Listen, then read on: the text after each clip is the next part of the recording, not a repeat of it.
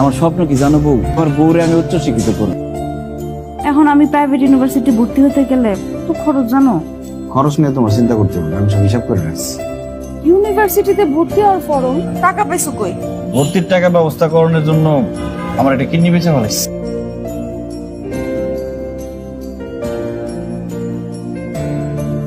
তোকে কে যেন প্রতিদিন হিসাব করে নামাই দিয়ে যায়, লোকটা কে রে?